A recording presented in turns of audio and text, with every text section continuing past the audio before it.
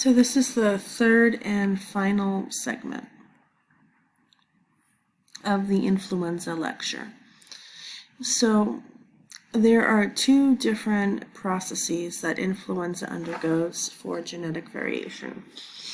The first is antigenic drift. And drift is the normal kind of slow mutations that accumulate over time.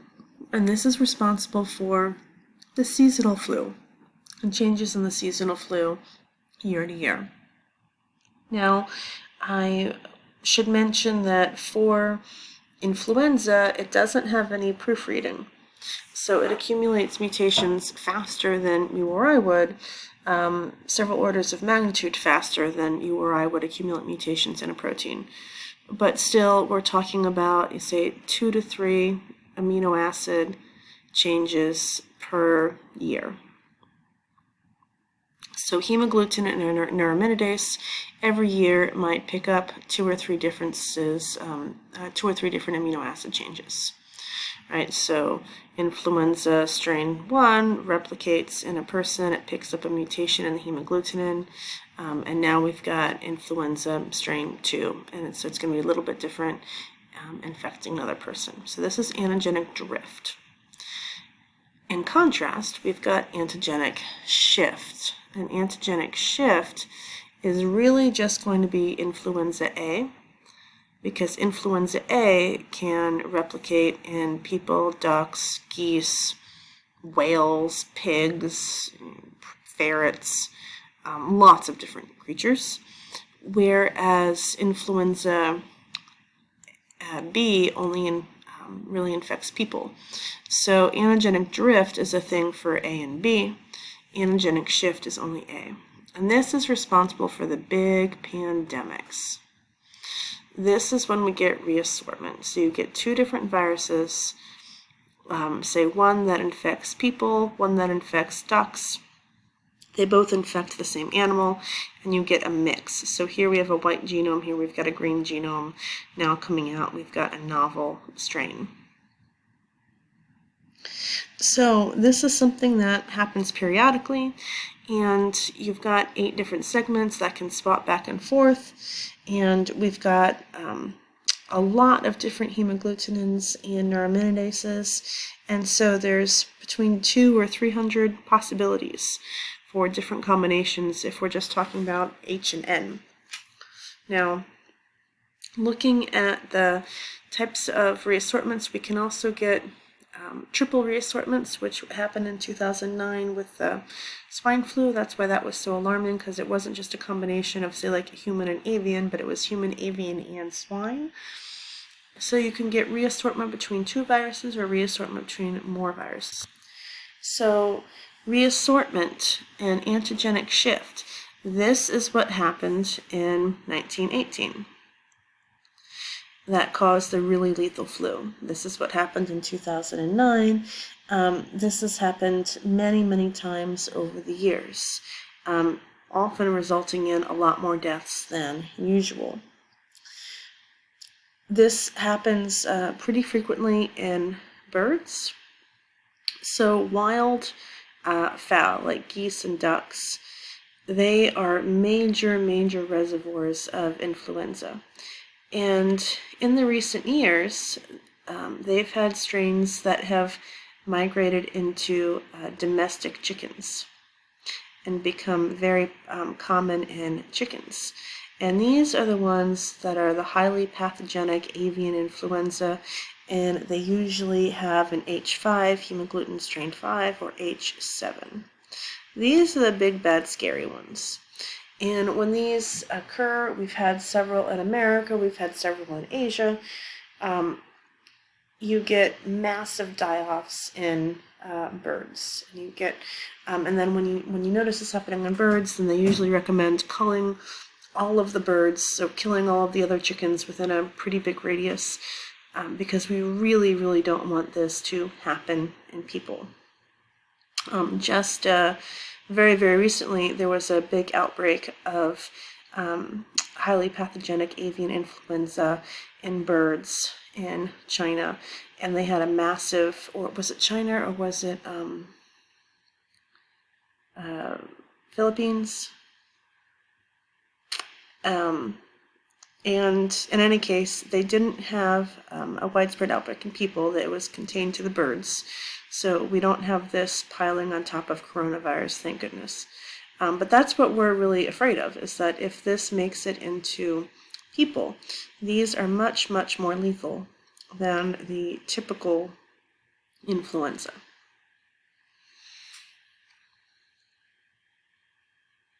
So the term for the big die-offs, the big epidemics in animals is epizootic epidemics. Okay. Now, one of the videos that you guys have to watch in this module is called Dirty Jobs of the Wild Goose Chase. And the pertinent content starts about 16 or so minutes into the video. Wild Goose Chase. And this is of relevance of importance because these migratory wild birds are the most significant reservoir of these very, very virulent avian influenzas.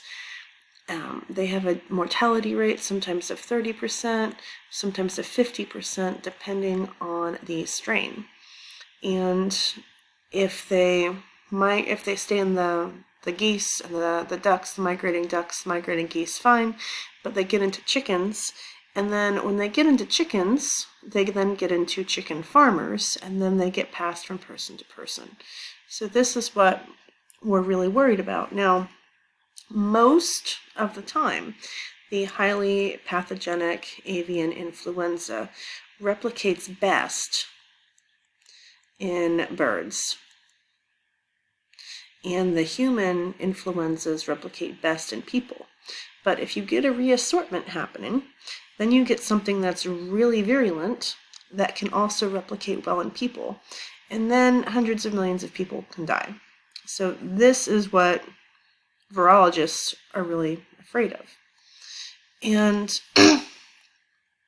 if you notice, it doesn't really matter where in the world this starts. If you've got these geese and these ducks that are big carriers, these are their migratory flyways. And notice how all of these migratory pathways overlap with each other.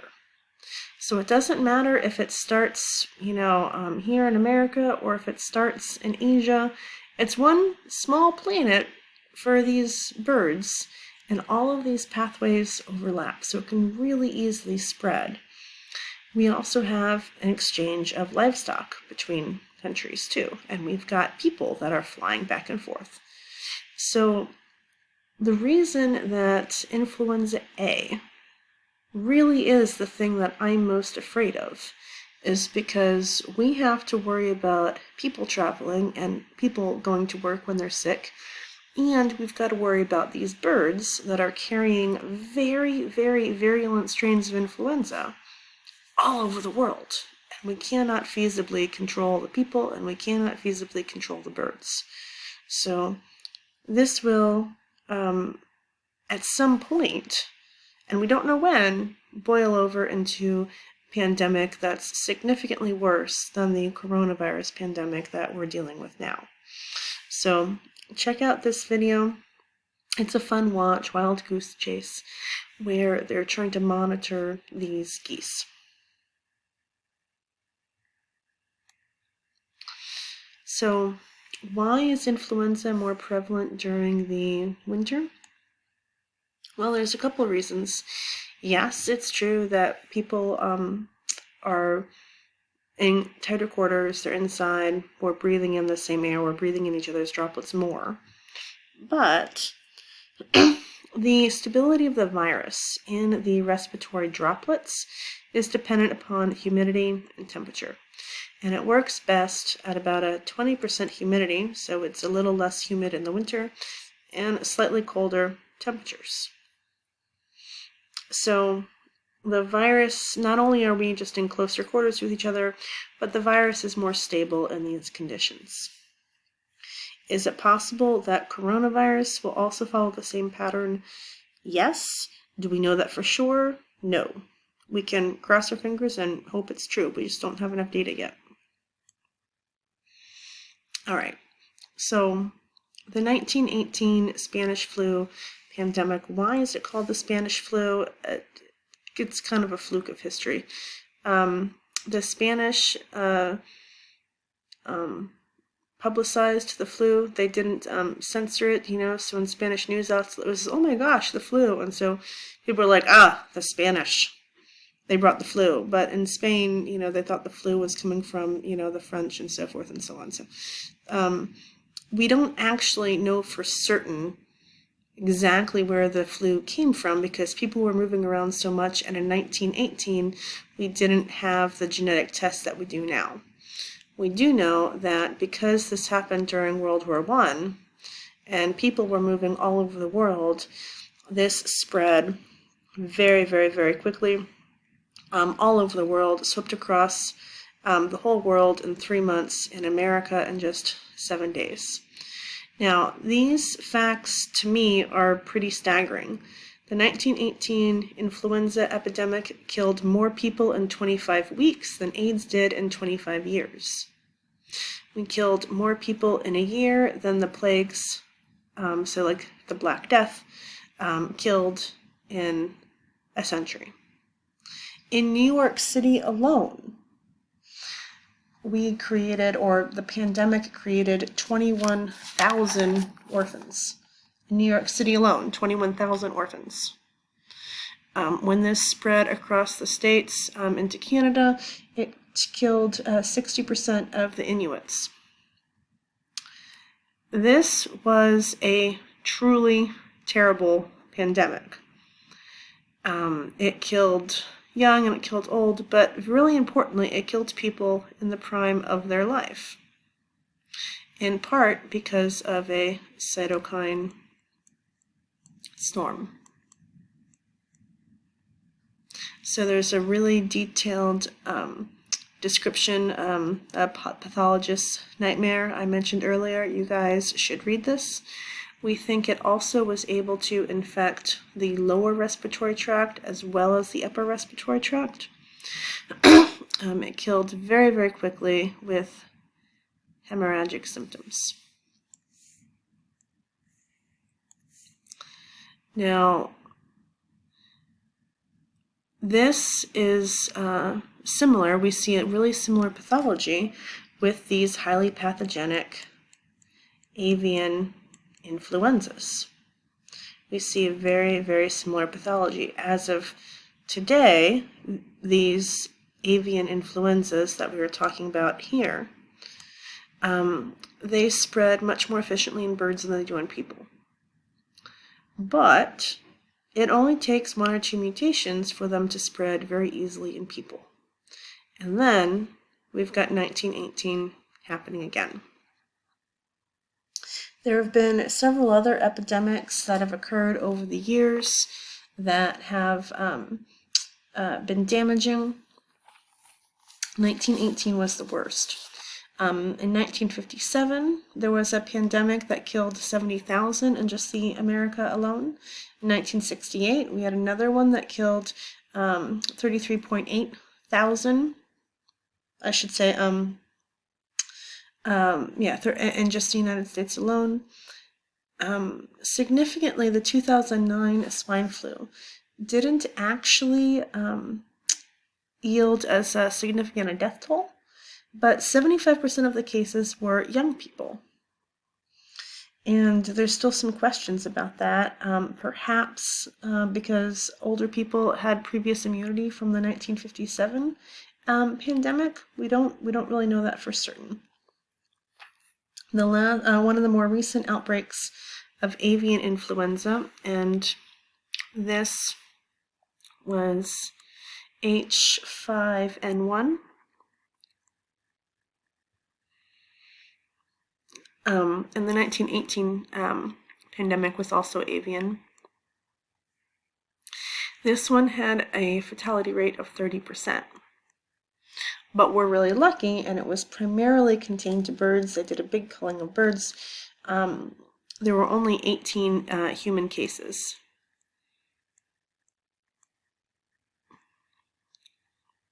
So this was contained before it could become a global pandemic, but our fatality rate here is 30%. I know that what we're going through right now is really not ideal for anyone. A lot of people are inconvenienced, and some people worse than inconvenienced. If you worked in a restaurant, you might be laid off. A lot of people are going through some hard times right now. If there is one silver lining, I'm really hoping it's we realize how poorly equipped we are to handle a pandemic like this, and hopefully we can make some improvements in our preparedness before this happens, because it will happen again. Now, there is some debate on how we prepare for this and how we do research. So there's a couple more slides before we get into that list some of the other pandemics. But something that is of a debate right now is we don't think that it takes all that much in order for something to go from replicating only in birds well to being able to replicate well in people. In some cases, it could just be a one single mutation, 1 or 2 amino acids. And we know this given some research. So they tried reconstructing with moderate success the 1918 strain. And some people also took this highly pathogenic avian influenza and made some mutations in it so it could easily pass from person to person. Now, there's a lot of debate over whether or not this science should be done, and there's good points on both sides. There's a short little video in your module kind of introducing the controversy. And people are concerned about bioterrorism. And is it a responsible thing to publish information on how to make something super deadly? There's also moderate concerns that something could escape from the lab, though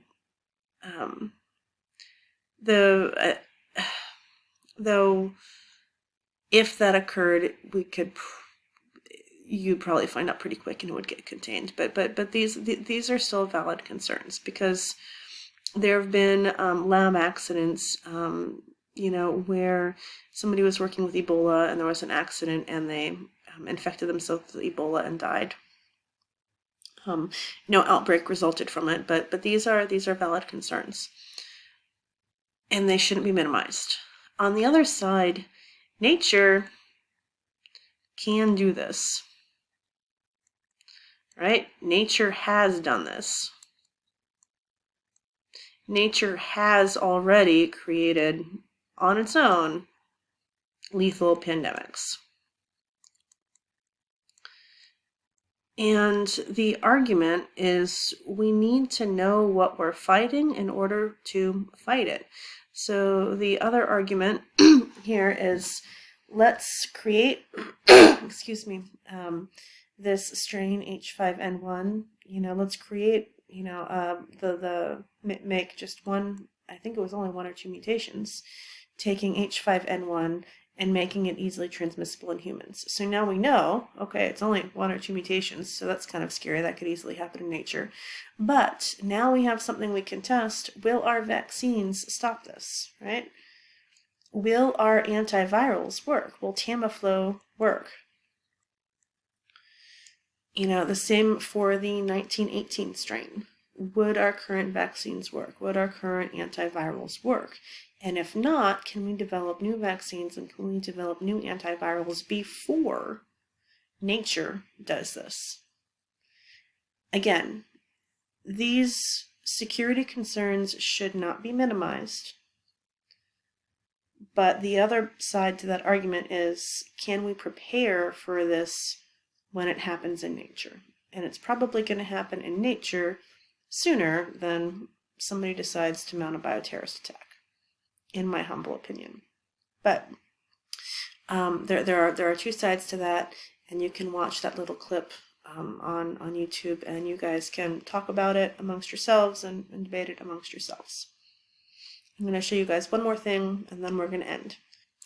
All right, so this is on the CDC's website. The World Health Organization has a similar website where you can track the current data on all sorts of different things.